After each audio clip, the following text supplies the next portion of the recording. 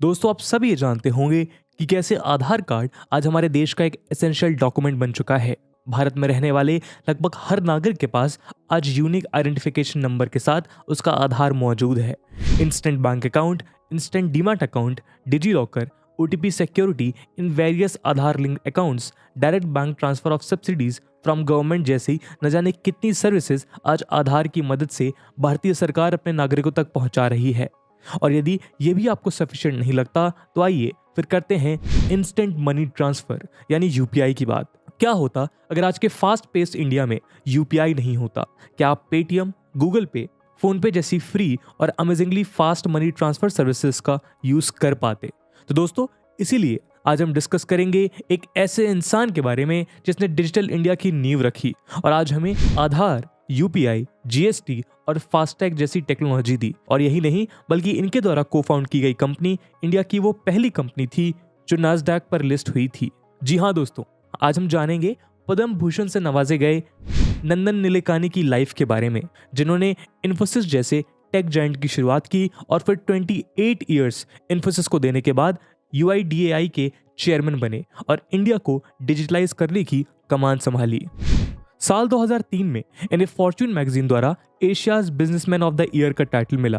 तो 2005 में इकोनॉमी और पॉलिटिक्स को दिए कंट्रीब्यूशन के लिए इन्हें प्रेस्टिजियस जोसेफ शम्टर प्राइज मिला। वहीं 2006 में अपनी काबिलियत के लिए इन्हें प्रेसिडेंट ऑफ इंडिया द्वारा पद्म भूषण भी दिया गया। और इस साल टाइम मैगजीन ने मिस्टर नंदन निलेकानी को 100 most influential people in the world की लिस्ट में जगह दी है। दोस्तों, आज की वीडियो का मकसद आपको डिजिटल इंडिया का फाउंडर माने जाने वाले नंदन निलेकानी के कंट्रीब्यूशन से अवगत कराना है। आज इस डिस्कशन के माध्यम से मिस्टर निलेकानी के कंट्रीब्यूशंस के अलावा उससे पड़ने वाले इम्पैक्ट्स पे भी हम चर्चा करेंगे। इसके अलावा गवर्नमेंट द्वारा डिजिटलाइजेशन के लिए उठाए गए कदम के ऊपर भी हम नजर डालेंगे। तो बिना किसी देरी के आइए शुरू करते हैं आज का डिस्कशन। दोस्तों, स्टडी आईक्यू आप सबके लिए लेके आया है एक बहुत ही खास कोर्स। पहली बार study IQ UPSC pre plus mains के लिए एक फुली लाइव कोर्स लॉन्च करने जा रहा है। इस कोर्स में 900 घंटे से ज्यादा की लाइव क्लासेस होंगी, जिसमें स्टैटिक पोर्शन से लेकर करंट अफेयर्स, ऐसे सीसैट तक सब कुछ कवर किया जाएगा। और साथ ही साथ आपको मिलेगी 1-to-1 मेंटोरशिप, जिसकी वजह से आप अपने मेंटोर से बिना हिचकिचाए अपने डाउट्स को पूछ सकेंगे। और आपके एग्जाम फियर को दूर करने के लिए आपको दिए जाएंगे मॉक पेपर्स प्रीलिम्स एग्जाम के लिए। और साथ ही साथ मेंस की तैयारी को पुरजोर करने के लिए आपसे इस कोर्स में आंसर राइटिंग की प्रैक्टिस भी करवाई जाएगी। और दोस्तों, ये सब कुछ आपको मिलेगा सिर्फ 18,500 के डिस्काउंटेड प्राइस पे, अगर आप यूज करते हैं coupon code AG Live। Batch की शुरुआत 20 जून शाम 6 बजे से हो रही है, जिसकी डिटेल्स आपको पिन कमेंट में मिल जाएगी। तो स्टडी आईक्यू के साथ अब आप भी कहिए कि तैयारी हुई अफोर्डेबल। दोस्तों, नंदन निलेकानी का जन्म 2 जून 1955 को आईटी के हब कहे जाने वाले बैंगलोर कर्नाटका में हुआ।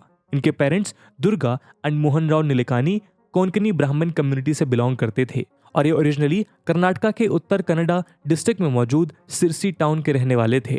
नंदन की early schooling Bishop Cotton boys school से हुई और आगे चलकर इन्होंने Saint Joseph high school Dharwad Karnataka PU college में अपना समय गुजारा। इसके बाद उन्होंने अपनी bachelors in electrical engineering India के जाने माने इंजीनियरिंग इंस्टीट्यूट IIT बॉम्बे से की। हम आप सबको बताना चाहेंगे कि मिस्टर निलेकानी ने बिना किसी कोचिंग के अपनी मेहनत और डेडिकेशन के साथ IIT में खुद को दाखिल करवाया था।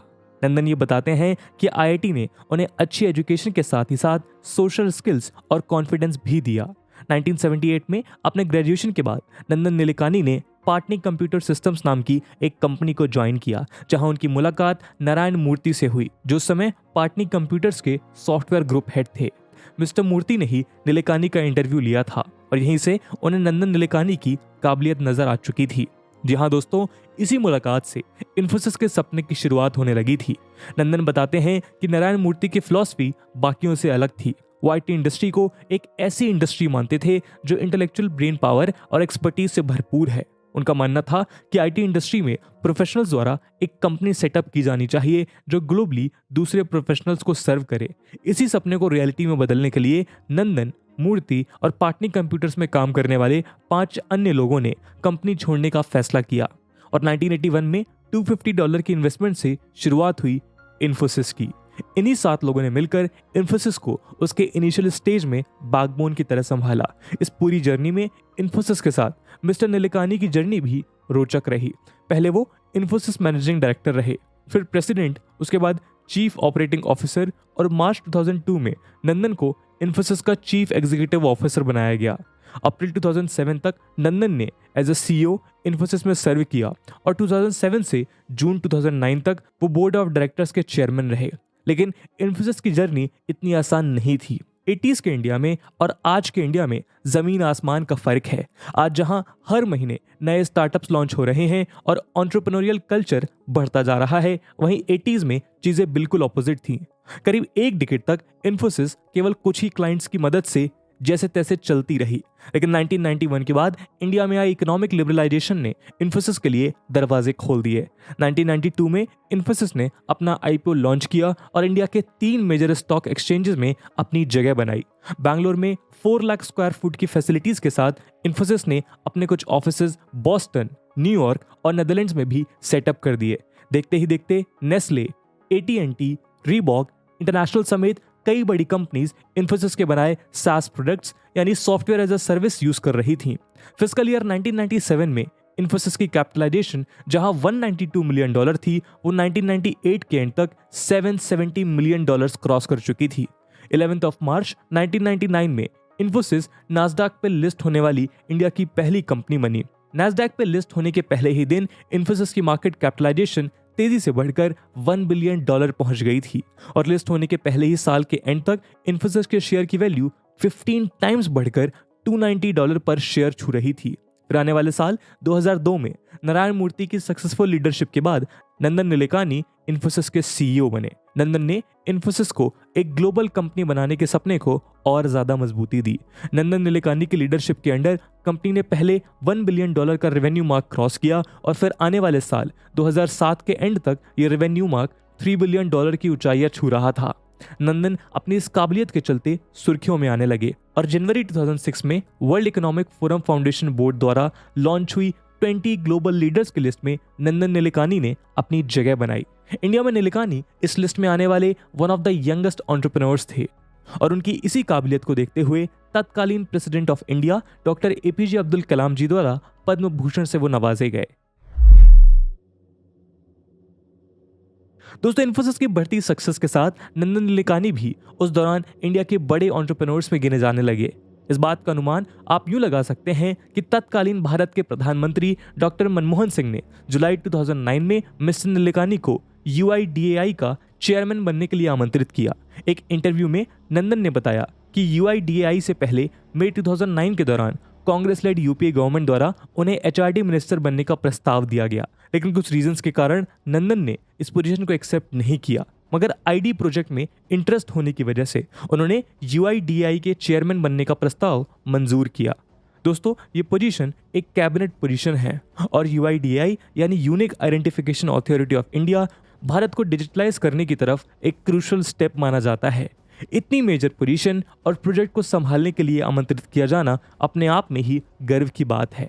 इन्फोसिस को इंडिया का टेक जायंट बनाने के बाद नंदन निलेकानी ने ईयर 2009 में कंपनी से रेजिग्नेशन दिया और UIDAI के चेयरमैन बन गए। 54 की एज में जहां लोग रिटायरमेंट लेकर फैमिली के साथ एंजॉय करना पसंद करते हैं, वहीं नंदन ने उन्हीं के द्वारा एस्टैब्लिश की गई कंपनी इन्फोसिस छोड़कर एक इनॉर्मसली लार्ज प्रोजेक्ट UIDAI को हैंडल करने का फैसला लिया।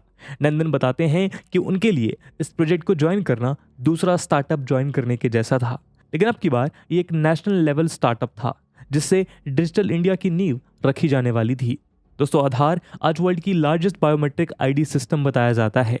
वर्ल्ड बैंक के चीफ इकोनॉमिस्ट पॉल रोमर भी आधार को दुनिया का मोस्ट सोफिस्टिकेटेड ID प्रोग्राम मानते हैं। सितंबर 2010 से यूनिक आइडेंटिफिकेशन डॉक्यूमेंट्स इशू करने के साथ UIDAI का ऑब्जेक्टिव आधार नंबर्स इशू करना रहा है, जिससे डुप्लीकेट और फेक आइडेंटिटीज को एलिमिनेट किया जा सके। लेकिन दोस्तों, इंडिया को डिजिटलाइज करने की दिशा में नंदन निलेकानी और UIDAI ने बहुत सी चुनौतियों का सामना किया है। सबसे बड़ा चैलेंज तो ये था कि UIDAI को सिर्फ एक एग्जीक्यूटिव ऑर्डर पे सेटअप किया गया था। ईयर 2016 से पहले इसका कोई लेजिस्लेटिव बेस नहीं था। और दूसरा बड़ा चैलेंज था प्रिवेसी। आधार कार्ड बनने के लिए UIDAI बायोमेट्रिक इंफॉर्मेशन कलेक्ट करता है। जिसमें हमारे फिंगरप्रिंट्स और रेटिनल स्कैन्स लिए जाते हैं। इस डेटा को फिर यूआईडीआई द्वारा सेंट्रलाइज्ड डेटाबेसेस में स्टोर किया जाता है। लेकिन सवाल ये पैदा होता है कि क्या हमारी बायोमेट्रिक इंफॉर्मेशन सेफ और सिक्योर है। साल 2012 में कर्नाटका हाई कोर्ट के रिटायर्ड जज के.एच. पुट्टास्वामी द्वारा आधार पर कई सवाल उठाए गए। उनका कहना था कि आधार हमारे कुछ फंडामेंटल राइट्स को वायलेट कर रहा है और आधार से लिंक्ड बायोमेट्रिक डेटा को कैसे यूज किया जाएगा, इस बात पर सरकार द्वारा कोई एडिक्वेट प्राइवेसी सेफगार्ड्स नहीं लगाए गए हैं। दूसरा ये कि सरकार द्वारा मिलने वाली बेनिफिट स्कीम्स खुद में लोगों की एक फंडामेंटल राइट है। आधार के होने या ना होने से लोगों को मिलने वाले बेनिफिट्स को लिमिट नहीं किया जा सकता। दोस्तों, के.एस. पुट्टास्वामी द्वारा उठाए गए ऑब्जेक्शन ने आधार के लिए कहीं ना कहीं एक फीडबैक की तरह काम किया। हम आपको बताना चाहेंगे कि ये वही केस है जिससे आगे चलकर राइट टू प्राइवेसी को एक फंडामेंटल राइट बनाया गया। बहुत सी खामियों में सुधार करते हुए 11 मार्च 2016 में लोकसभा द्वारा आधार एक्ट पास किया गया और आधार को एक ऑफिशियल और वैलिड प्रूफ ऑफ आइडेंटिटी और वैलिड प्रूफ ऑफ रेसिडेंस का प्रमाण मिला। यहाँ गवर्नमेंट ऑफ इंडिया द्वारा क्लियरली मेंशन किया गया कि आधार किसी भी एग्जिस्टिंग आइडेंटिटी कार्ड को रिप्लेस नहीं करता और ना ही ये नागरिकता का प्रमाण है। आधार का होना आपको कोई सिटीजनशिप या उससे जुड़े राइट्स, बेनिफिट्स और एंटाइटलमेंट्स प्रोवाइड नहीं करता। इस नंबर के माध्यम से सरकार सिर्फ ये इंश्योर करना चाहती है कि उनके द्वारा लाए गए बेनिफिट्स और सब्सिडीज हर एक नागरिक तक पहुंचे। इन सब के अलावा आज आधार की वजह से अनफेयर प्रैक्टिसेस और मनी लीकेजेस को रोकना भी काफी हद तक आसान हो गया है। आज आधार की मदद से कई गवर्नमेंट सर्विसेज कुछ ही समय में अवेल की जा सकती हैं। LPG connection, subsidise ration, benefits under NSAP और pension schemes, e sign, DigiLocker, instant opening of bank account, SIM card, online payment और भी कई सर्विसेज ऐसे हैं जिन्हें आज आधार की मदद से इंस्टेंटली एक्सेस किया जा सकता है। 2013 में आई डायरेक्ट बेनिफिट ट्रांसफर स्कीम भी गिनेस वर्ल्ड रिकॉर्ड्स में सबसे लार्जेस्ट वेलफेयर स्कीम के टाइटल के साथ अपनी जगह बना चुकी है। आज इंडिया की 138 करोड़ पॉपुलेशन में यूआईडीएआई लगभग 131.68 करोड़ से भी ज्यादा आधार नंबर्स इशू कर चुकी है। दोस्तों, आधार प्रोजेक्ट पे काम करने के दौरान नंदन निलेकानी गवर्नमेंट और ब्यूरोक्रेसी को समझने लगे थे। इंडिया को डिजिटलाइज करने के सपने को ध्यान में रखते हुए उन्होंने आईएनसी यानी इंडियन नेशनल कांग्रेस को ज्वाइन करने का मन बनाया। मार्च 2014 लोकसभा इलेक्शन में निलेकानी कांग्रेस की तरफ से बैंगलोर साउथ कॉन्स्टिट्यूएंसी से खड़े भी हुए, लेकिन बीजेपी कैंडिडेट अनंत कुमार से हार गए। खैर, हारने के बाद भी नंदन निलेकानी ने इंडिया को डिजिटलाइज करने की तरफ अपने प्रयासों को जारी रखा। 2016 में नंदन निलेकानी इंडिया में डिजिटल पेमेंट को रिवॉल्यूशनाइज करने निकल पड़े। और दोस्तों, आपको जानकर हैरानी होगी कि आज जिस यूपीआई की मदद से आप सेकंड्स में पैसे ट्रांसफर करते हैं, वो भी नंदन निलेकानी द्वारा ही डिजाइन किया गया है। सितंबर 2021 में cross border digital payment system provider liquid group में एनआईपीएल के साथ एक मेमोरेंडम ऑफ अंडरस्टैंडिंग साइन करते हुए Singapore, Malaysia, Thailand, Philippines, Vietnam और जापान जैसी कई कंट्रीज पे UPI based QR code system introduce करने का प्लान बनाया है। इससे ये पता लगता है कि मनी ट्रांसफर टेक्नोलॉजी में नंदन निलेकानी की सोच और इनोवेशन ने कैसे इंडिया को इन कंट्रीज से आगे रखा है। और केवल इतना ही नहीं, बल्कि फास्टैग और जीएसटी भी इन्हीं के इंटेलेक्ट की देन है। जीएसटी से पहले सेंटर और स्टेट में अलग अलग तरह के टैक्सेस जैसे central excise duty, service tax, CST, VAT, entry tax, luxury tax और परचेज टैक्स लगाए जाते थे। लेकिन आज जीएसटी के होने से पूरा टैक्स सिस्टम होमोजेनाइज हो चुका है। और यदि बात करें इंडिया के इलेक्ट्रॉनिक टोल सिस्टम को स्टैंडर्डाइज करने की, तो इसकी भी शुरुआत नंदन निलेकानी और उनकी टीम द्वारा की गई है। इन्होंने अपनी रिपोर्ट्स में बताया कि कैसे आरएफआईडी यानी रेडियो फ्रीक्वेंसी आइडेंटिफिकेशन टेक्नोलॉजी को इलेक्ट्रॉनिक टोल कलेक्शन में यूज किया जा सकता है। दोस्तों, इंडिया में आधार, जीएसटी, यूपीआई, फास्टैग लाकर डिजिटलाइजेशन की नींव रखने के बाद 2017 में नंदन ने एक बार फिर इन्फोसिस की बिगड़ती बागडोर संभालने के लिए कंपनी में अपनी वापसी की। लेकिन इंडिया को बदलने की तरफ नंदन आज भी अपने प्रयासों में लगे हुए हैं। आज नंदन निलेकानी प्राइम मिनिस्टर नरेंद्र मोदी के साथ मिलकर एक फ्रीली एक्सेसिबल ऑनलाइन सिस्टम बना रहे हैं, जहां ट्रेडर्स और कंज्यूमर्स एक साबुन से लेकर एक प्लेन टिकट तक खरीद सकते हैं। एक्सपर्ट्स का मानना है कि ओएनडीसी नामक ये प्रोजेक्ट यदि सक्सेसफुल होता है तो जल्द ही अमेजॉन और वॉलमार्ट द्वारा ओन्ड फ्लिपकार्ट जैसी ई कॉमर्स कंपनीज को जल्द ही इंडिया को बाय बाय कहना पड़ सकता है। दोस्तों, ओएनडीसी को लेकर हमारी टीम ने कई एनालिसिस प्रेजेंट किए हैं, जिसे आप देख सकते हैं। इन सब के अलावा नंदन निलेकानी ने अपनी इंटेलेक्चुअल नॉलेज और अंडरस्टैंडिंग को शेयर करते हुए 3 बुक्स भी पब्लिश की हैं। 2008 में पब्लिश हुई उनकी पहली बुक इमेजिनिंग इंडिया में उन्होंने उन आइडियाज को डिस्कस किया जिन्होंने इंडिया के पास्ट और प्रेजेंट को शेप किया, और बताया कि कैसे इंडिया अपने कुछ ऑब्स्टिकल्स और अपॉर्चुनिटीज को समझ के अपने फ्यूचर में सुधार कर सकता है। उसके बाद 2005 में आई बुक रिबूटिंग इंडिया में उन्होंने बताया कि किस तरह इंडिया अपने डेमोग्राफिक का इस्तेमाल करते हुए ग्लोबल पावर हाउस बन सकता है, और क्या रीजंस हैं जिनके कारण इंडिया अब तक इसे करने में सक्षम नहीं हो पाया है। दोस्तों, जनवरी 2002 में पब्लिश हुई बुक द आर्ट ऑफ बिटफुलनेस हमें टेक्नोलॉजी के गलत इस्तेमाल से अवगत कराती है। तो दोस्तों, आज हमने जाना कि कैसे नंदन ने एक मिडिल क्लास और वेल एजुकेटेड फैमिली से अपना सफर तय करते हुए आईआईटी बॉम्बे और फिर इन्फोसिस, यूआईडीआई, यूपीआई, जीएसटी और फास्टैग जैसे माइलस्टोन को क्रॉस करते हुए भारत को एक डिजिटल फ्रेमवर्क प्रोवाइड करते गए। आज नंदन निलेकानी एक एंटरप्रेन्योर, इन्वेस्टर, लीडर और विजनरी होने के साथ साथ एक फिलैंथ्रोपिस्ट भी हैं। साल 2017 में नंदन और उनकी वाइफ रोहिणी ने अपनी 50% वेल्थ बिल गेट्स द्वारा ऑर्गेनाइज्ड गिविंग प्लेज मूवमेंट में डोनेट की।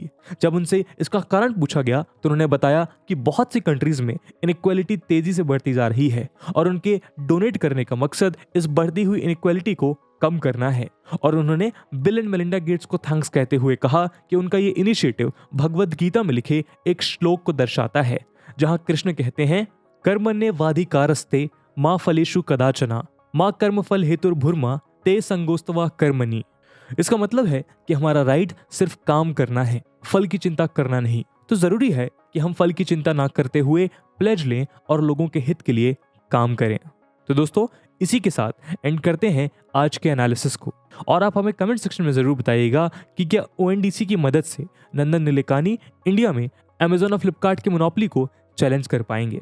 आज की वीडियो के लिए इतना ही। आई होप आपको वीडियो पसंद आया होगा, और अगर पसंद आया है तो अपने दोस्तों के साथ शेयर करना मत भूलिएगा। हम मिलते हैं अगले वीडियो में, तब तक के लिए जय हिंद, जय भारत।